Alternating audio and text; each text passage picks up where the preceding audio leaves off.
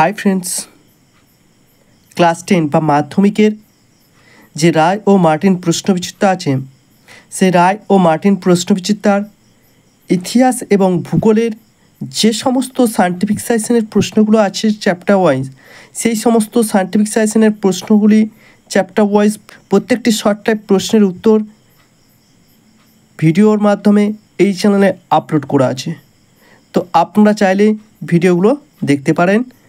তার জন্য প্লিজ চ্যানেলটি সাবস্ক্রাইব এবং পাশে থাকা বেল আইকনটি অবশ্যই প্রেস করে দেবেন। তো হাই, আমি বিশ্বজিৎ মাঝি। আজকে আপনাদের সাথে আমি আলোচনা করতে চলেছি 2026 সালের যে রায় ও মার্টিন প্রশ্নবিচিত্রা, সেই 2026 সালের রায় ও মার্টিন প্রশ্নবিচিত্রার যে ভূগোলের মডেল কোশ্চেন পেপার 3। দেখুন, বিভাগ ক 1 নম্বর আছে বিকল্পগুলির থেকে সঠিক উত্তরটি নির্বাচন করে লেখো।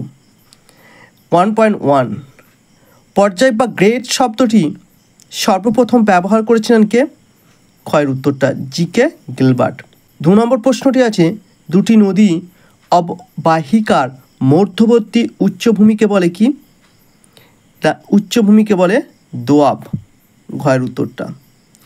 তারপরে 3 নম্বর প্রশ্ন, বৈপরীত্য উষ্ণতা লক্ষ্য করা যায় কয়ের উত্তরটি স্ট্র্যাটোস্ফিয়ারে।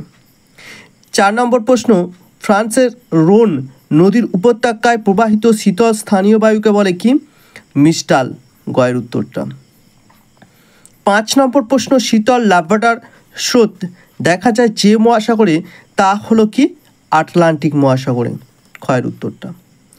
6 নম্বর প্রশ্ন, কোন স্থানের মূর্খ জোয়ার ও গৌণ জোয়ারের মধ্যে সময়ের ব্যবধান কত? না, ঘয়ের উত্তরটা 12 ঘন্টা 26 মিনিট। 7 নম্বর, উচ্চ তাপমাত্রায় সংক্রামক বর্জ্য পুড়িয়ে ফেলার যন্ত্রটি হলো কি? ইনসিনারেটর, ঘয়ের উত্তরটা।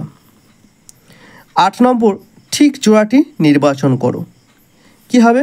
না, ক্ষয়ের উত্তরটা পুদুচেরি কেন্দ্রশাসিত অঞ্চল।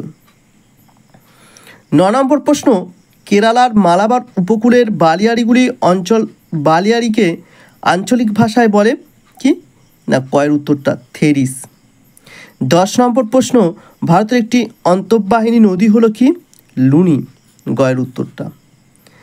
11 নম্বর প্রশ্ন, হেক্টর প্রতি চা উৎপাদনে ভারতের প্রথম স্থানাধিকারী রাজ্য হলো কোনটি? না, অসম, কয়ের উত্তরটা। 12 নম্বর প্রশ্ন, কোনো শিল্পে পর্ণসূচকের মান 1 এর কম হলে শিল্পকেন্দ্রটি যে স্থানে অবস্থিত হবে তা হলো কোনটি? না, কয়ের উত্তরটি যে কোনো স্থানে অনুষ্ঠিত হতে পারে। 13 নম্বর প্রশ্ন, 2011 সালের জনগণনা অনুযায়ী ভারতের জনঘনত্ব প্রতি বর্গ কিমিতে কত? গয়ের উত্তরটা 382 জন।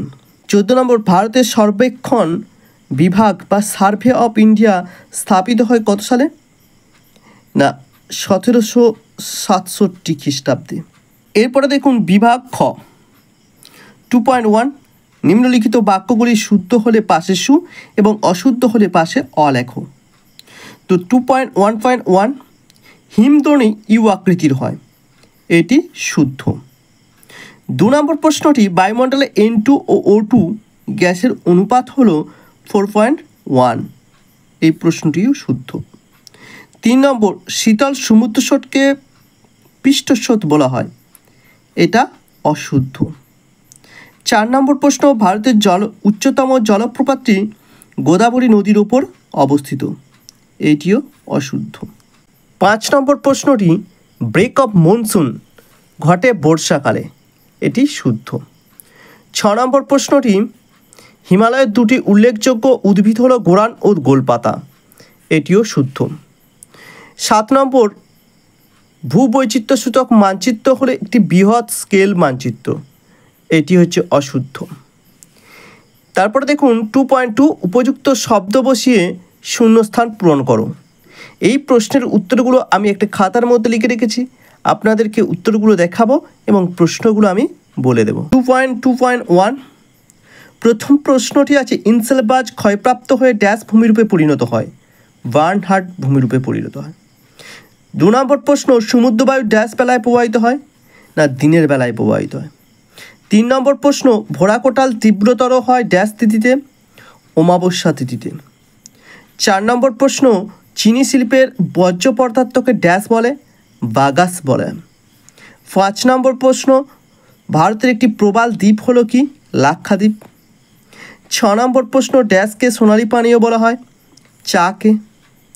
7 নম্বর প্রশ্ন, ড্যাশ শহরকে দক্ষিণ ভারতের ম্যানচেস্টার বলা হয়? কোয়েম্বাটুরকে।